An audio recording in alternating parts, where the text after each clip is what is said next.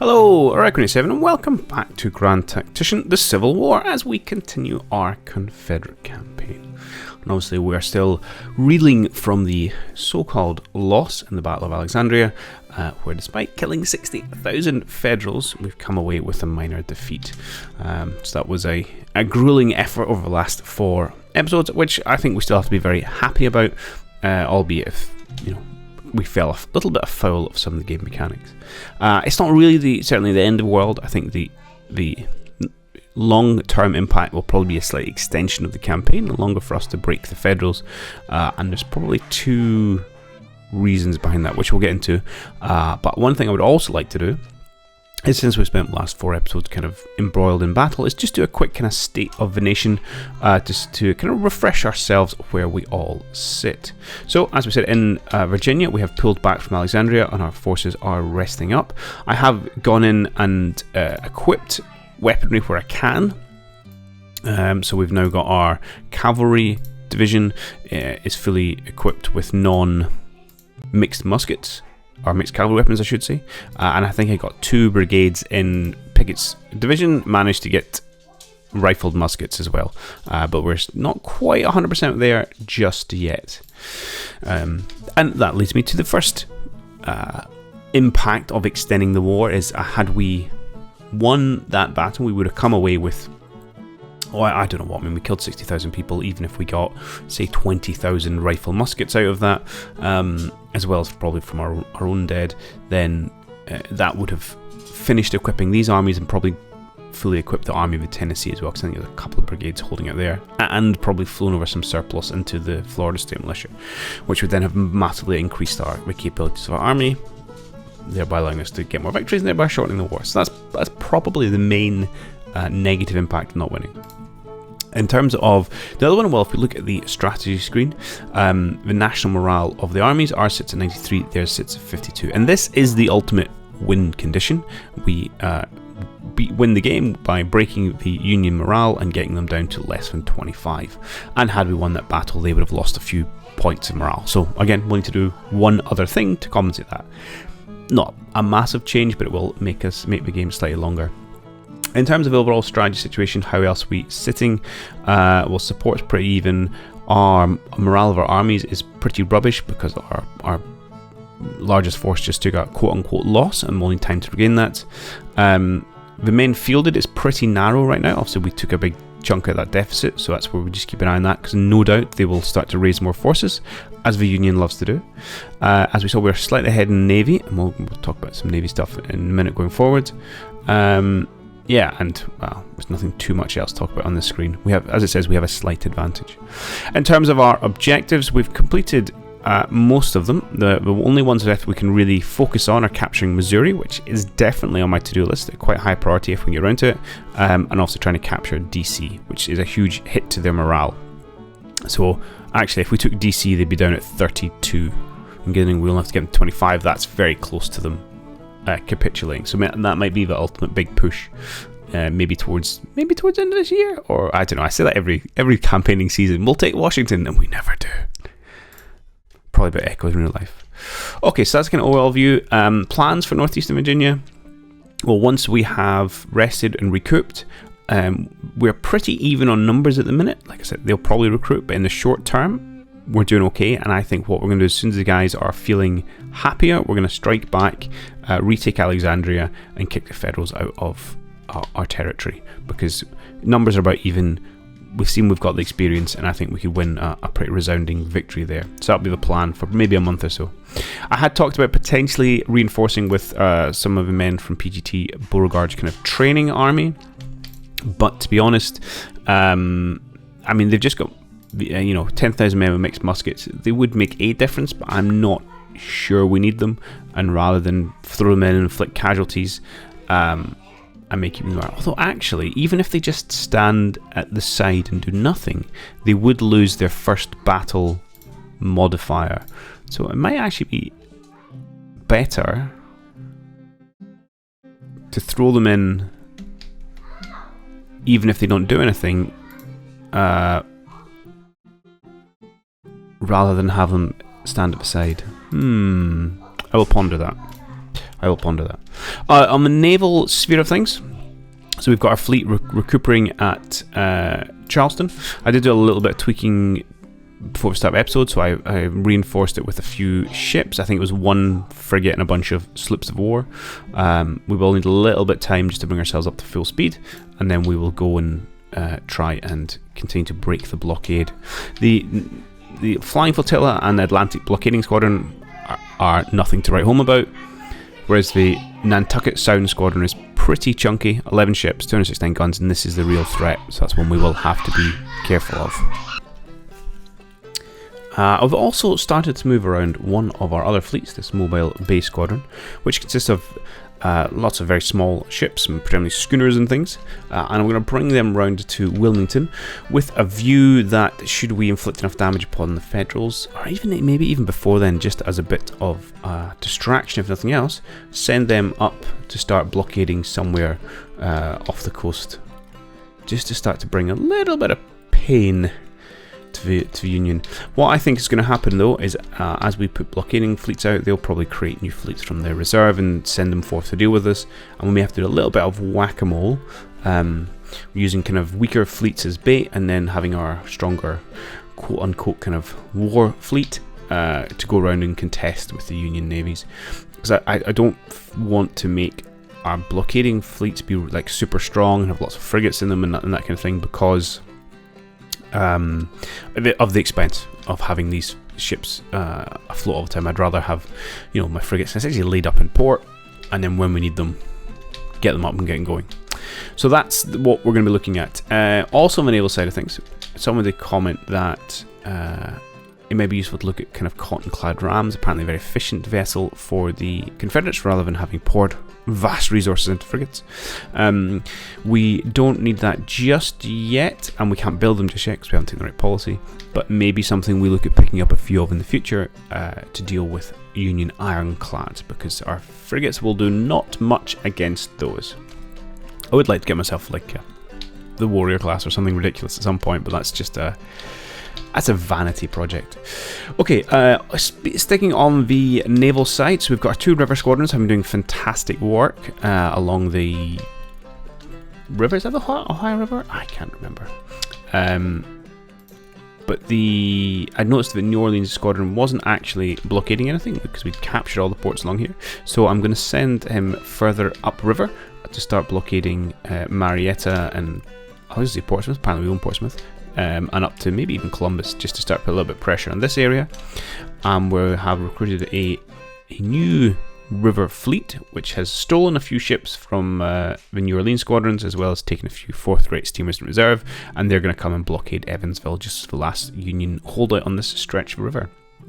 We're just going to keep putting that pressure on them. In terms of land in and around Kentucky, obviously we have the Army of Tennessee here is finishing setting up a fort in Cincinnati. Again, we'll probably have to hold this position until we get some reinforcements into the fort, same way we were supposed to do down here, and we failed to do it first time round and had to retake it. So we'll not make that mistake again. There's a few armies kicking about, and it looks like the Army of Ohio is coming down for scrap. 30,000 Federals against 40,000 Confederates, experienced and well armed. That's a fight I'll take. Looks like they're recruiting another 20,000 men over there, and they've got 20,000 men there, and I think another 20,000 up here. Oh, it's only 5. Okay, so a reasonable number of armies for us to stroll around and probably contest ourselves with. The Florida State Militia, I don't plan to do anything with in the short term. They may do some things in conjunction, like potentially they could, if there's a need to, come and babysit this construction, or babysit this while we wait for reinforcements to come in if our Army of Tennessee was off doing useful things. So say if we kick the Army of Ohio and the Army of Cumberland, maybe we'll move the Florida State Militia up to Cincinnati to wait for the reinforcements while the Army of Tennessee comes and deals with the other Army of Tennessee. Something like that. But I'm not going to plan to use them offensively, and I don't really want them to get them into a situation where they're attacked even by an even number of Federals, because as we saw, an army with nothing but mixed muskets does very poorly. Okay, anything else to talk about? Oh, a couple of things. Buildings. So yeah, I was looking through menus and things. It occurred to me, for the federal buildings, although we've built a few prison camps, and I think we've got a few more being built now, if I remember rightly, down in Georgia. I don't know if there's any way to see what you're currently building. Because I'm pretty sure I placed them down, but who knows? So hopefully we're building some POW camps. I can't remember if I did it at the tail end of the last episode or not. But also occurs to me, a hospital would probably be quite useful. Now, our economy's not in great shape, and maybe we'll look at that window in a minute. But I think I would get a lot of value out of a hospital, certainly in Northeast Virginia, because there's a lot of fighting around there. Now we also have to be careful not to lose it. It would cost me 4.4 million there. Oh, only 3.6. We did it outside of Culpeper? Culpeper, yeah. Okay, we'll do that, because I'm not planning on losing that ground. And again, I'm tempted to put one near Louisville as well, because I think there's going to be a lot of fighting around about this area. So that might be a useful place for it to have them. I must admit, I don't know exactly how efficient and effective they are. But it seems to make sense. These are just all expensive, 4.4. Okay. And I'll just tuck it right in near the fort so we don't lose control of it. I think presumably they're going to pay for themselves in keeping our men fit and healthy. Okay, finances. Things are a little bit shaky. We're at triple B minus. We would like to increase that. As you see, our surplus is currently 427 million. We only take in just shy of 300, so we're spending like 200 and something % of our GDP, which is not great. And you see the biggest whack of that is our army upkeep. It's almost 100% of our total revenues. Our subsidies have crept up now. They're kind of worth half our army, so it's something to keep an eye on. But a lot of these can be funneled into things which make our economy more effective. So we'll just have to keep an eye on that, and at some point it's going to become, we're not going to be interested in funding these things, and we'll move away from them. But yeah, things are pretty expensive, and we do want to try and bring down the army upkeep as a priority, as well as trying to improve our credit rating. So how are we going to do that? Well, we've got a couple of policies on the go. We're currently doing government funding too, which I think just allows us to put more subsidies into government projects, which is not going to impact us in the short term. But then that'll open up both war bonds and the Revenue Act, so that allows increase our credit rating for a loss of public wealth. And then this allows us to actually tax our populace as well. So people won't like it, but that's going to generate a bunch of money for us, and I think is probably where we're going to focus ourselves in the next wee while. The other thing we are going to do, and we're currently saving towards, is on our projects. So if we look down on the military specifically, we're currently saving up for logistics reforms, because this will reduce the overall cost of our armies, and we're not a million miles away from that. So we'll have a look at what kind of impact that makes. Yeah, there's where's all this? Is it Confederate gunboats? That's the one that give us cotton-clad rams, but I'm not spending the money on that just yet. Where we go after logistics is a good question. I'm not sure there's anything else we desperately need. I mean, recruitment offices are always nice. 3-inch, 6-pounder. I mean, don't necessarily need those. Some of the carbines and stuff is good. Maybe we'll make a training manual, but I don't know. I don't want to get too many of these things, and we can't. You know, we are limited on the effectiveness of our economy to support all these weapons as well. So I'm probably not going to go and pick up a lot of these additional weaponries for just now. We might just make do with what we got. But yeah, logistics key. And again, I would love ignore this one, take off the list type thing. That would be super. I don't think we have anything else assignable. No, we just got the military one. That's fine. Okay. Anything else to talk about? I think that's us fully up to speed. So I think the next impact is going to be these two armies clashing. Let's just unpause as we continue to go forward. And we'll wait for our Charlton squadron to sort themselves out. Johnson and Hughes. So you guys are now set up. Recuperating. Oh, double B plus, yeah. That's not great. It's not great.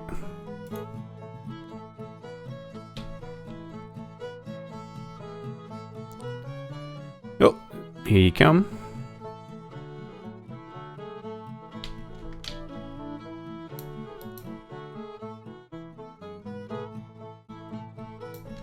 What's we got over here?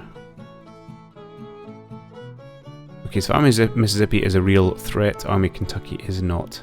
Oh, the French have been repulsed. So we can get involved in that, or could have got involved in that if we'd gone heavier on diplomacy side. Right, Charleston Squadron is fully green, but tell me what? Yeah, what percentage are you?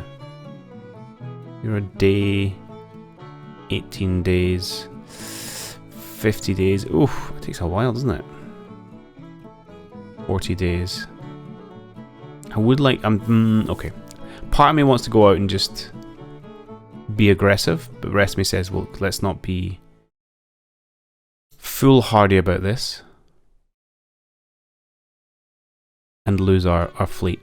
So we maybe give them a bit of time. Not, I won't go with, I don't think we'll go the full period, but perhaps we'll give them rest until the, I don't know, end of May. And then we'll push out with whatever condition ships we have. Okay, meanwhile, how close have you come?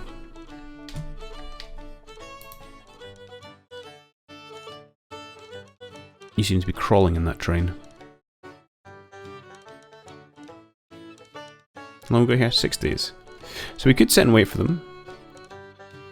What I think we might do is go forward, take them out on their own, and then come back and finish off the construction. Oh, we have repaired Fort Monroe.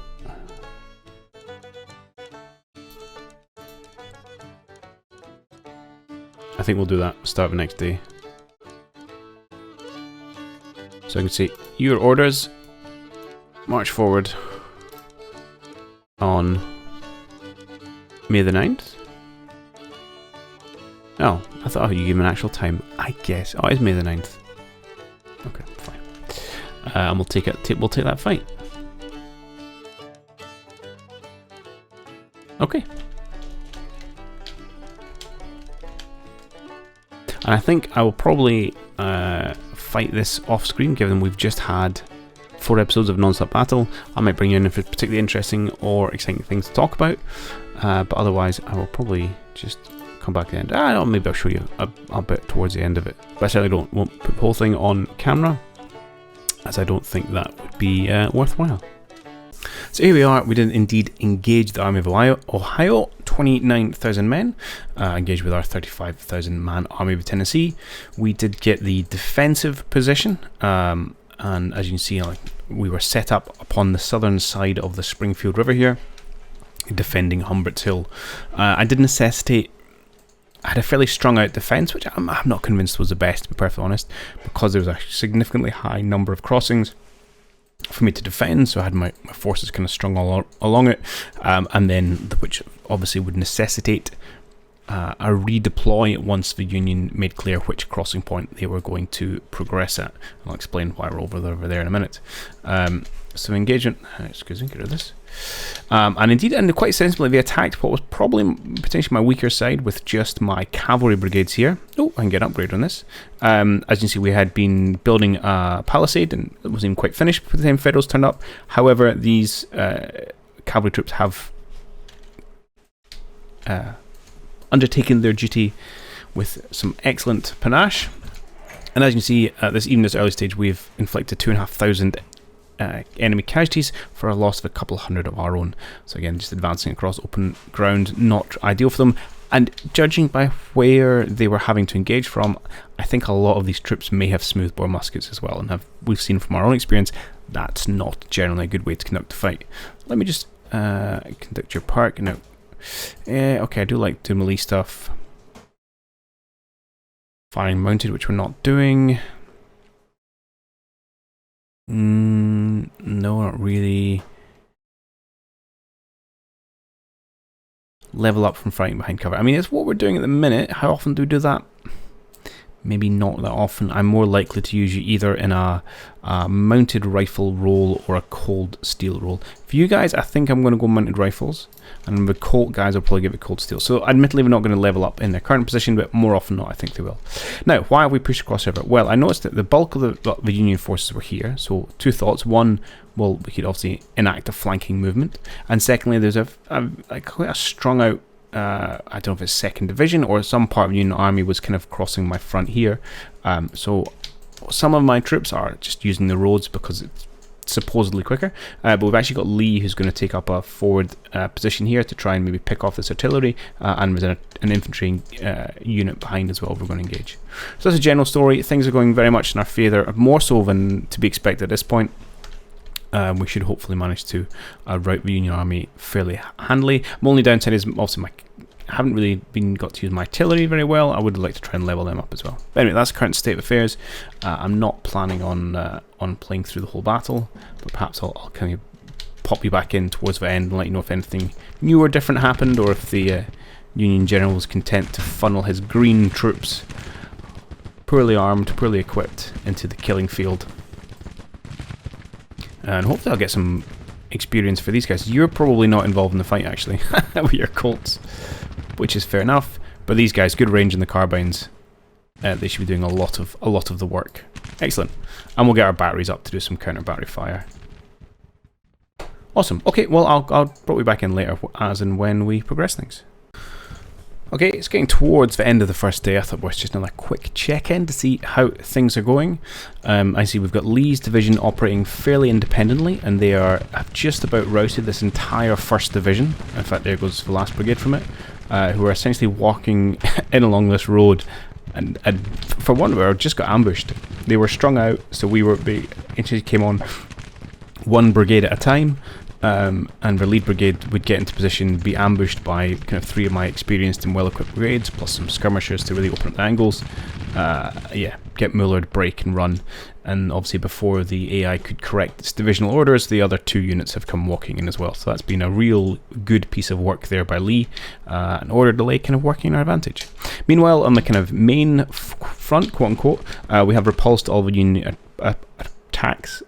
To date, I have just replaced our kind of cavalry in the front line with some infantry units. Yeah, good job done by the cavalry, although reasonable amounts of casualties starting to appear. I've also broken off some skirmishers just to try and pick off the artillery batteries that are at the kind of nearest point of the river. As we bring up our own guns, we're just going to get in position. We'll do some counter battery fire for the rest of it, and probably some bombarding in that very tasty location, which I would love to hit. Kind of story of the day is 7,500 dead Federals to only 1,500 losses of our own, so a very good return on our investment, and really this is really shaping up to be quite a nice little victory. I suspect fighting will close for tomorrow. The plan will just be, again, let's set up across the river. I don't think the Federals are going to change their plan much, and then we'll probably swing Lee and probably Smith as well, actually, in along this flank from the waterworks to see if we can't crush the army and even maybe get some capture, so they're not the easiest thing in the world. Anyway, I'll probably only have one more report in when it's getting towards the culmination of the battle. Oh, and there we have it. We never even got to day 2. They retreated at the end. We did actually end up losing some of the counter battery duel, and one of our battalions broke, which is a bit unfortunate, but it makes sense because we were moving across the enemy's field of fire, so I suppose it was their advantage. But a very small minor note on an otherwise incredibly successful day. Casualty ratios of, what's that, 5 to 1? Yeah, pretty much bang on 5 to 1. It's going to go down actually as a major victory. And yeah, happy days all around. I will attempt to try and relieve the Union of some of their artillery pieces before the day is done. I see they also snuck a unit around here, which caused some concern to my troops. Yeah, I'm going to have to try and probably charge these batteries to drive them off. Can be a little bit casualty intensive, but we will make do. Where is my Colts? You are? Let's get you around this way. So okay, good. Anyway, you don't need to watch the last hour or so of our glorious mullering of the Confederates. Let's actually pull your skirmishers back so your unit can fire. Likewise here. Okay, so I'll just come back when we get to the score screen at the end. Okay, there we have it. 9,000 dead Federal infantry and 105 guns, which is fantastic. Not so much because we need them, although I'll always take them, but also because they have to pay to replace them. I do like to try and hurt their economy. We did lose 1,700 men, and we did count as losing 20 of those guns, which is... that's upsetting, because they were still in the field, but hopefully we'll get them back. Actually, I'm curious. I'm seeing how that works through stores, because if we go back to the army, we'll find we'll have our unit there equipped with those guns. Maybe it's just an economic cost to replace them rather than an actual check whether you have another 20 or so in storage. Because there's a good chance we don't if it's of the James 14-pounders. Because we've been dishing those out as fast as we can get our hands on them. Anyway, a good little day for us. We've knocked them back from Cincinnati. Army of Tennessee continues to do sterling work. And maybe we might get... well, I was going to get some rifles out of this, but I'm pretty sure a lot of their men were utilising smooth bores. Just judging by how close they were having to come to us before they opened fire.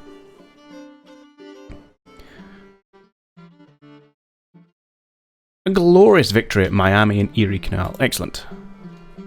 So,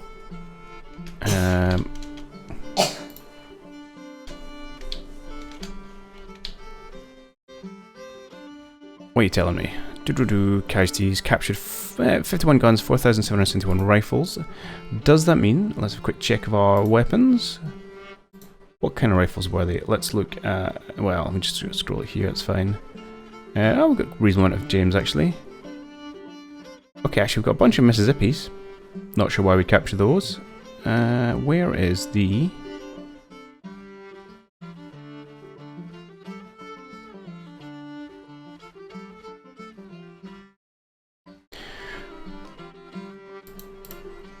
where's Springfield? I've lost them.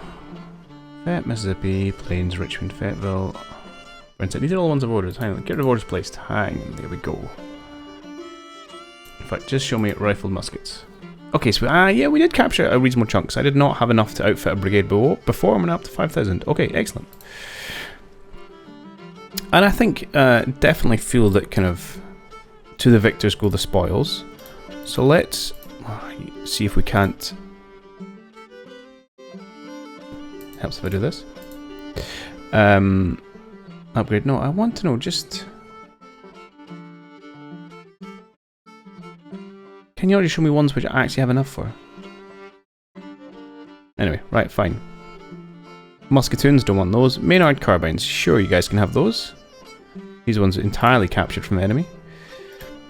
Plains rifles, fine. Springfield musket is not. There's only 1,000 of you fine chains. So you guys can get some Enfields. Congratulations. Don't know where I picked those up from. Actually, the Union may have imported some of those. Springfield rifle, mixed cavalry weapons. There's only like 150 of you, so I'm sure I'll have something suitable. And again, I'll try and give you something I've got a small number of. So especially smaller things I don't produce. You guys can have Springfields. Congratulations. Burnside, Richmond, Colts, rifle, Mississippi, Maynard's, rifle. Okay, you're a musket. Mississippi, Plains, Maynard. Okay, so if I give you some Springfield rifle muskets, there we go. So this is the first army which I think everyone now has upgraded weaponry. Awesome.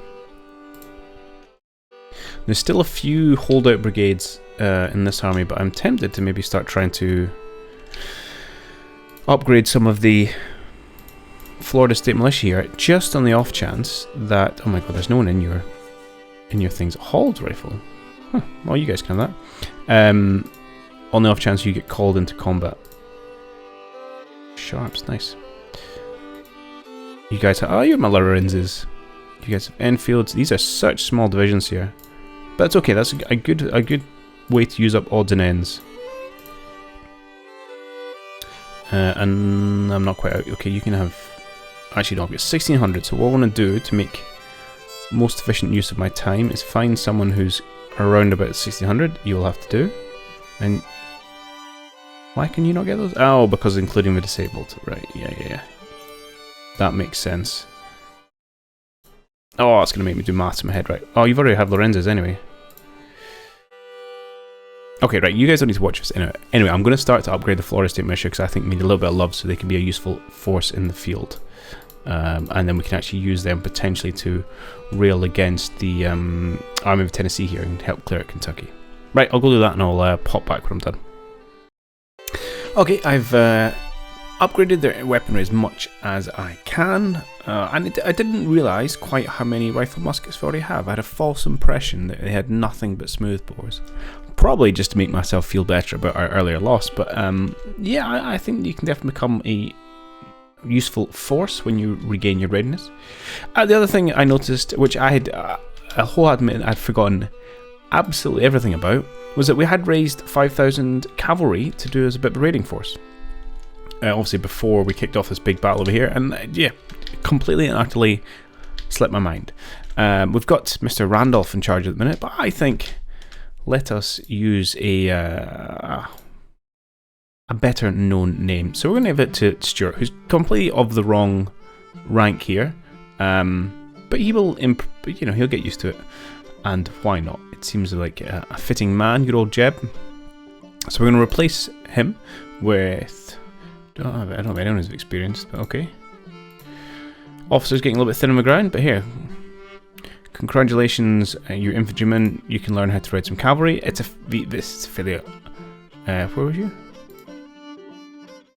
Here you go. It's a fairly unimportant unit, I'm afraid, at this point in the war. They've been whittled away to not very much, but they're a useful couple hundred of horses to have on the flank of wherever. And then we'll go down to our raiding army in Mississippi, and we will rename it. Let's put in Mr. Stewart. You will be assigned, you'll be promoted to Major General. Excellent, and we'll probably want to rename you as well, which I do over here. Why don't we just have Stewart's Raiders? Excellent. Still a couple of days. Yeah, once these guys are ready, then I might try and... Did I not take? Yeah, there we go.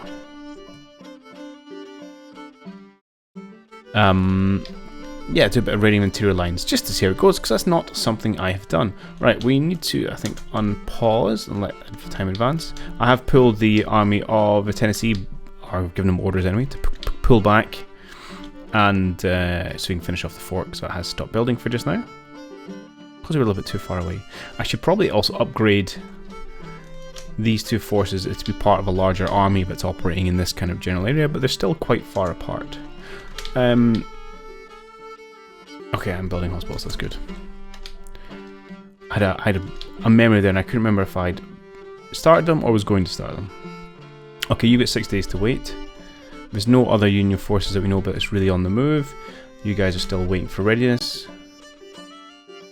I think the next thing is just to kind of sit in advance time. How are... yeah, towards the end of May for our Navy. So let's kick things forward until the fort is done. And we'll get some people in there.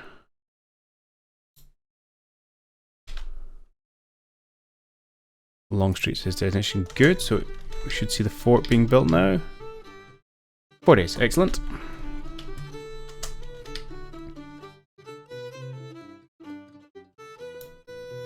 Oh, the Army of... oh yeah, the Army of Tennessee is good to go, but that's no good to me because I need the fort to be finished. But nice to know you're raring to go already. Oh. That's just a small Union force, I think. That's a big one.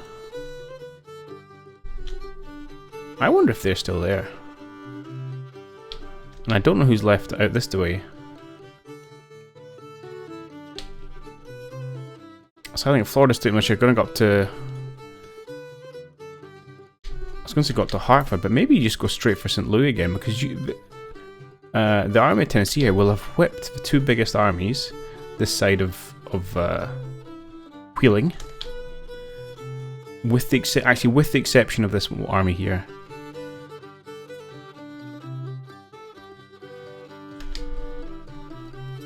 What size are you? No, you're tiny. That's fine. Yeah, you're in pretty good stead. How far are you away? 2 days? Why don't you just advance slightly to the north of the city?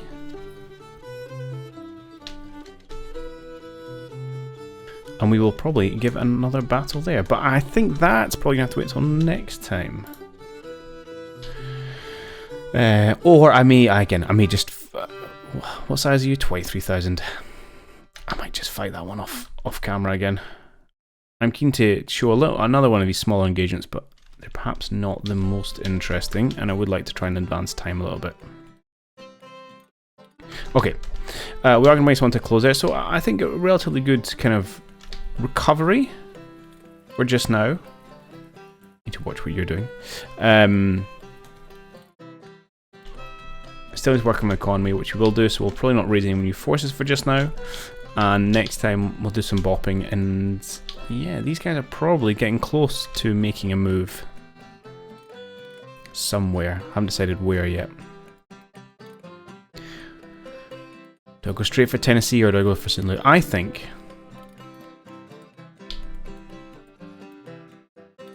oh well, I am going to fight Spell. What I'm going to do, I think, is I am going to send a Florida militia back to St. Louis. Because by the time they're ready to fight, I have a sneaking suspicion, yeah, we'll kick these guys' butt, that the Army of Tennessee will be ready, as will the fort, to go and kick these guys out of Kentucky. And we'll go for Missouri again. But that's going to have to wait till next time. So, yeah, I hope you have enjoyed this one. Back to a more reasonable length. And, yeah, do you know what? Let me know your thoughts below, whether you want to see more of these smaller engagements, knowing that obviously that's going to make things last a bit longer in terms of series, or if you're happy for me to try and, you know, skip through a couple and show, I don't know, one every 3 or 4. So let's say we don't bother with this one, but if we, next time we clash against the Army of Tennessee, we show that. So like 1 in 3 engagements or something, as a way of trying to balance letting you guys see some action with actually making a bit of progress. But yeah, let me know. Otherwise, hope you enjoyed it, and I'll catch you next one. Cheerio!